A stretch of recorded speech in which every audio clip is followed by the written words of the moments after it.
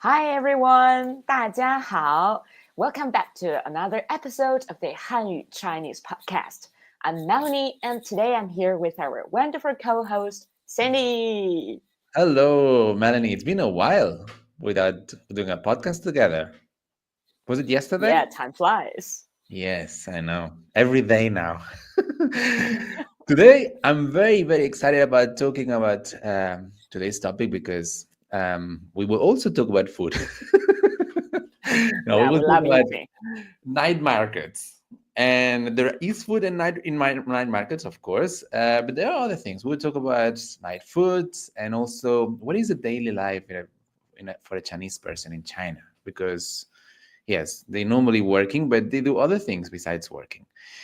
And we will talk about other things, wouldn't we? Manny, what about?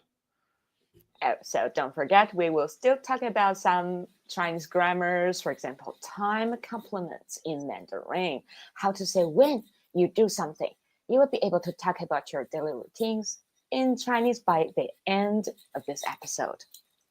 Very good. I'm very excited about this because I think Chinese is more like structured than other languages, and the time you need to put it in a specific place. You can't just put it whenever you want, wherever you want.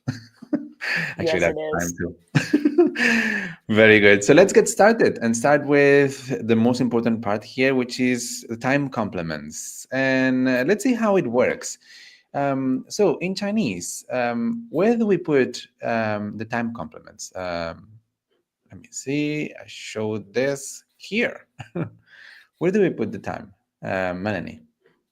Oh, so it's different from English. In Mandarin, the time complement usually comes before the verb and can go before or after the subject.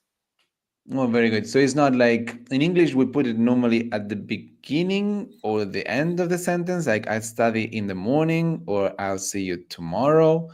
So it goes either at the beginning or at the end of the sentence. But what you're saying here is that time in a sentence in Chinese goes normally before the verb. Can you give us an example for Melanie? Yes, look at here. So 我星期一学习汉语. I study Chinese on Monday. Oh, very good. So you would say, I, on Monday, studied Chinese. So before study, the verb, you put the time. I, on Monday, study Chinese. Sounds very weird in English, but it is good to remember. Very good. Is there another option? Yes, the other option is 星期一我学习汉语. On Monday, I study Chinese. Oh, very good. So you can either put it before the verb or at the beginning of the sentence. Is that right? Yes. Very good. And I've heard that when you put it at the beginning of the sentence, what you're doing is like highlighting the time. So if you want to highlight when, instead of putting it before the verb, we put it at the beginning of the sentence. So 星期一我学习汉语, we're highlighting that we study Chinese on Monday. On Monday. So we put it at the beginning. Very good. Very That's right. interesting. But I have a question here, Melanie. So if we have time, we said we put the time before the verb or at the beginning of the sentence. But what if we have also a place? Where do we put the place if there is also time in a sentence? Okay, so if we want to mention the place is the structure normally subject plus time plus place plus verb plus complement. So for example, 我今天下午在我的家学习汉语. I study Chinese at home this afternoon. Ah, very good. So if there is time and place, time comes first, and then we put the place. Very good. So these like adverbs, they come before the verb. But if there are two adverbs together, the time comes first and then the place. Time and place. Time and place. We don't say place and Very time clear.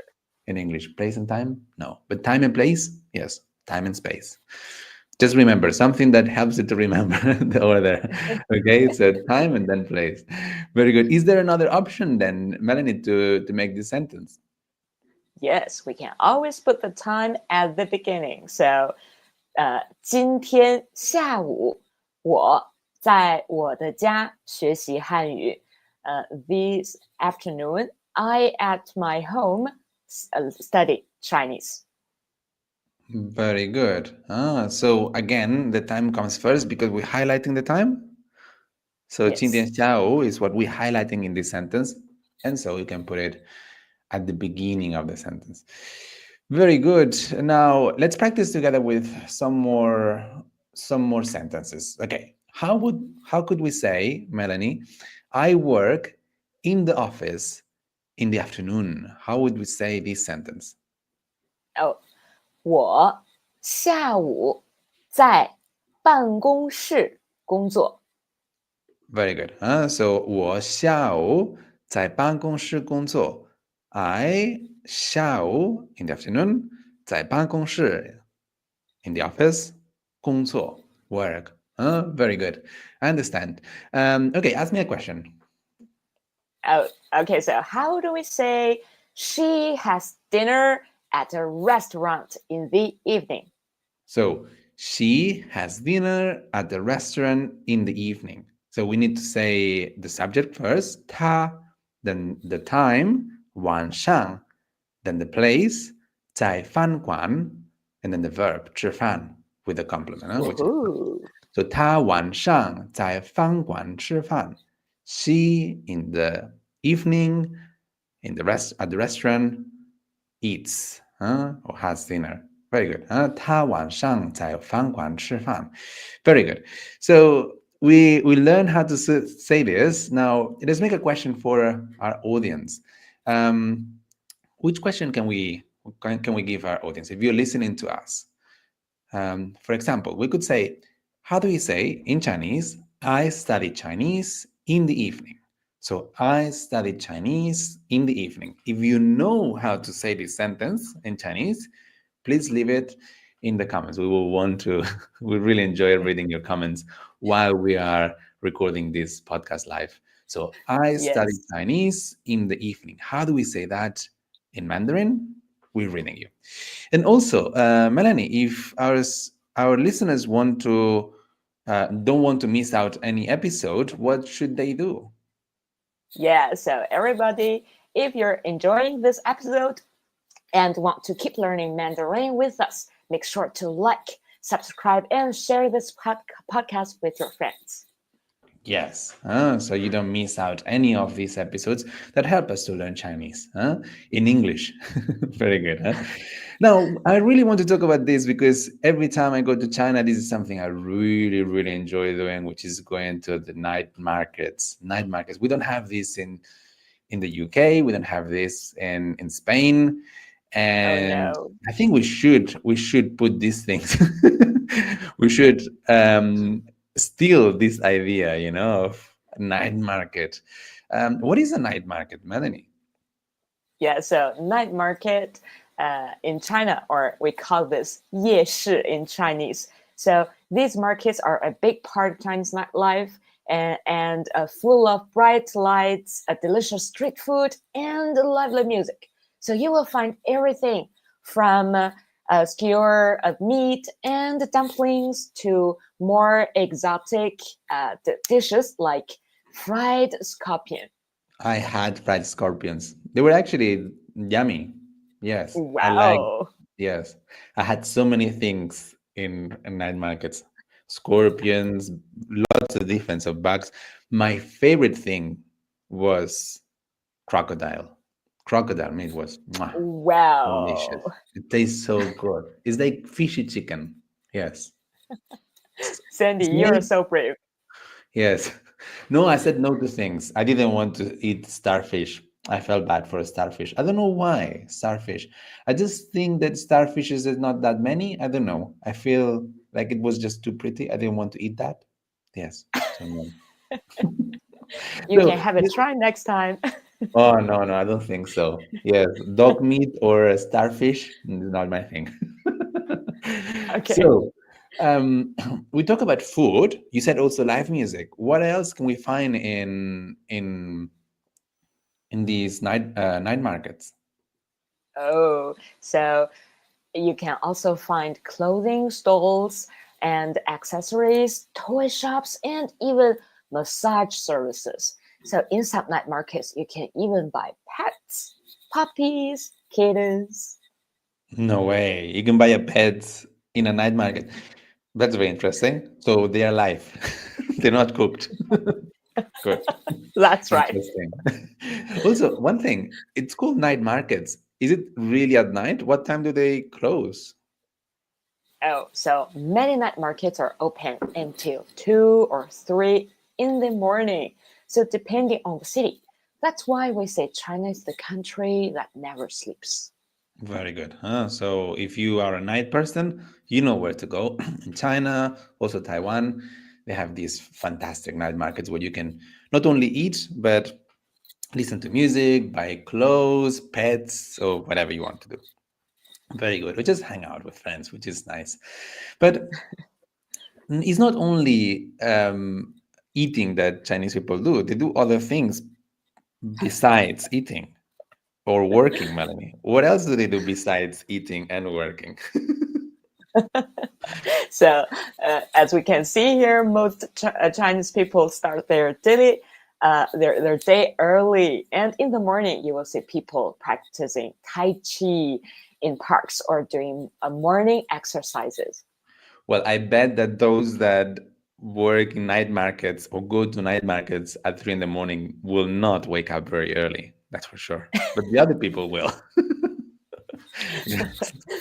Very good. I've seen this many times, like in the parks, wherever I go, not only in China, but also in Western countries, there's always Mm. elderly Chinese people practicing Tai Chi or just little dance routines. Like I love the some kind of dancing routines and things like that. Then little exercises. I love that because I think when you get a certain age, you need to exercise. It's very important for the body to keep moving, and I see Chinese people doing that. I think it's a good routine. Yes, to have. I agree. What else do they do? In Now, so for employees, like a workday usually starts at 9 a.m. With a lunch break around noon. Some companies allow employees to take a short nap called 午休. No, no way. Chinese companies allow time for is this true? Like, have you experienced this, Melanie? Yeah, it is really true. So they can have a nap of 15 or 20 minutes. Oh man, so I think Spanish people get the reputation of having siestas, but we never have time for siestas if you're working. Oh, They never give us time. What we do is we sneak out and have a siesta, but without permission. okay. We But do in have Spain, I it never in China. heard that a company says, "Okay, you will have some little time for a show." No, I never heard that. But it's very interesting, though. Okay, so we've seen what Chinese people do in the morning, what they do at after for nap time, and what they do after work. Oh, after work in the evening, things get lively again. So, besides the night markets we can visit, and people go to eat, to shop, to hang out with our friends or family, and even weekends are packed with family activities or outings with friends. That's very interesting. Huh? So they have normal Chinese people. They have a balance. They can have a balanced life. Of course, they decide not to. They don't. They don't have to. But yes, and China is not everything about work, work, and work. Huh? There is time for relaxation. Now we had the question for the audience. The question was, I study Chinese in the evening. If you were listening, do you know how to say I study Chinese in the evening? How do we say that, Melanie? Oh, 我晚上学中文。我晚上学中文. Very good. Huh? So 晚上 comes before 学. Very good. You could also say 学习 and you could also say 汉语.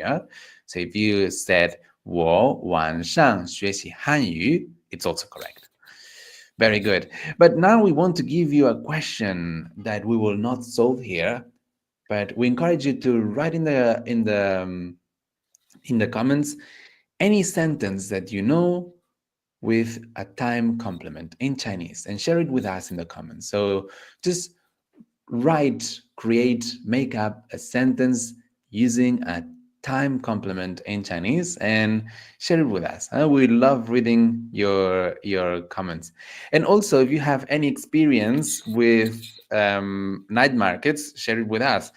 I've shared mine with the crocodile meat and other things, and refusing to eat starfish. But I'm pretty sure you all have some unique experiences that we have experienced in night market. So we're curious to see your answers. Very good. Melanie, we reached the end of this episode. What did we learn today? Let's do a quick Yeah, review. so today we've covered time complements and how to use them in a sentence. Plus, we explored China's night markets and how people make the most of their time. Very good. So we learned that it's not all about work, and it's not all about it's not all about eating. Very good. Next episode, we will learn about Chinese greetings for different occasions, and we will explore family structures and how the family structures in China influence daily life as well. We will see how it's a little bit different than Western Western households. Very good. Now, Melanie, if we want to learn Chinese, what should we do?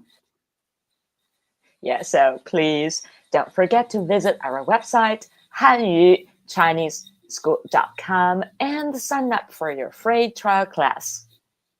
Very good. You will find our free online campus and lots of tools that will help you to learn Chinese at your pace in your circumstances. Don't forget that we have a free first lesson, so you can test if you like it or not in a free lesson. It's been a pleasure, Melanie, to learn Chinese with you today. I see you very soon on the next episode. See you next time. 下次见。下次见，拜拜。